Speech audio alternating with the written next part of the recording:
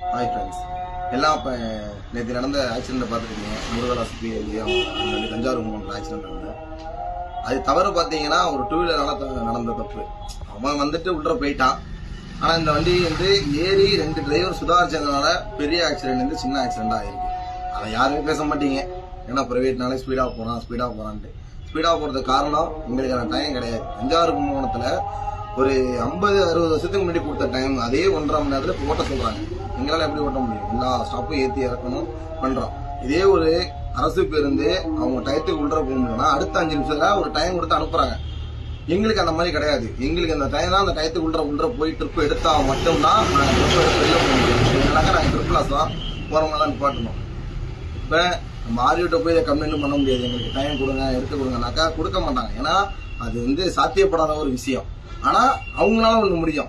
ஒரு பிரைவேட் லேட்டா வரான் அப்படின்னா அவங்களுக்கு அந்த டைம் கவர்மெண்ட் பஸ்ஸுக்கு ஒரு 5 நிமிஷம் கொடுக்குறாம எங்களுக்கு அடுத்த ஒரு 5 நிமிஷம் கொடுங்க. இல்லையா எங்களோட பிரைவேட் கம்பெனில அதர் பிரைவேட்ல ஓடுற வண்டியில நாங்க அவங்கள்ட்ட கேட்டு 2 நிமிஷம் எடுத்துட்டு போறோம். அதுக்காக நீங்க கொடுத்தீங்கன்னாக்கா உங்களுக்கு இது நடக்காது. இப்ப நீங்க நேற்று நடந்த தென்காசி விபத்தை பார்த்துருப்பீங்க.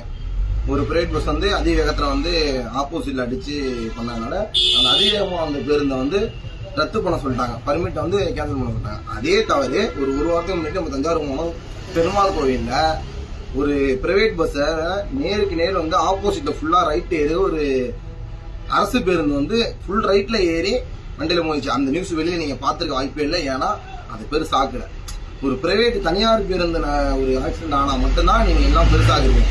ஏறி அன்னைக்கும் அந்த பிரைவேட் டிரைவர் வந்து தனியார் பேருந்து ஓட்டுநர் வந்து சுதாரிச்ச ஒரே காரணம்னால அந்த ஆக்சிடென்ட் தவிர்க்கப்பட்டது. இங்க வந்து எல்லாருமே ஒரு 1000 சம்பளத்துக்காண்டி தான் எல்லாரும் வேலைக்கு வராங்க. எல்லாருக்கும் குடும்பம் குட்டி எல்லாமே இருக்கு.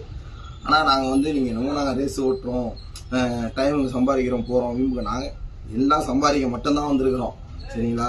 நாங்க வந்து ஓட்டுறதுக்கோ போட்டி போட்டு ஓட்டுறதுக்கோ அதுக்கும் வந்து யாருங்க வேலைக்கு வரல. அதை ஃபர்ஸ்ட் புரிஞ்சுங்க. டைம் கிடையாது. ஒரு சில பேர் கேட்பீங்க டைம் ஆனா ஓட்டாங்க நிப்பாட்டுங்கன்னு. அது பண்ண முடியாது. நீங்க ஒரு இடத்துக்கு வேலைக்கு போனா உங்களுக்கான ஒரு இது கொடுத்து நீங்க முடிக்கணும்னா முடிச்சதான் ஆகணும். நீங்க முடிக்காதுன்னு சொல்ல முடியாதுல்ல. அந்த மாதிரிதான் எங்களோட லைஃப் அப்படிதான் போகுது. இங்க வந்து சீன் போட்டுக்கிட்டோ நாங்க வந்து முந்திக்கிட்டு போட்டுறதோ எங்களுக்கு வேலை கிடையாது. எனக்கு முன்னாடி இருக்க பிரைவேட்டுக்கு முன்னாடி போய் நான் எடுக்கணும். அப்படி டைம் கொடுத்து வச்சிருக்காங்க. அப்போ உள்ள டைம் எப்படி ஓட்ட முடியும்? அதை நீங்க அட்ஜஸ்ட் பண்ணி கொடுங்க எங்களுக்கு. இல்ல முன்னாடி போற வண்டி வந்து லேட் ஆயிடுச்சுனாக்கா நாங்க மாத்தி எடுத்துக்கணும். அதுவும் பண்ண மாட்டேங்கிறாங்க. அதனால நீங்க கொஞ்சம் புரிஞ்சுக்குங்க. வண்டியில வரவங்க கார்ல வரவங்க நீங்க கொஞ்சம் பார்த்துக்கிட்டு பிரைவேட் வரான்னு நீங்க போங்க. அவ்வளவுதான்.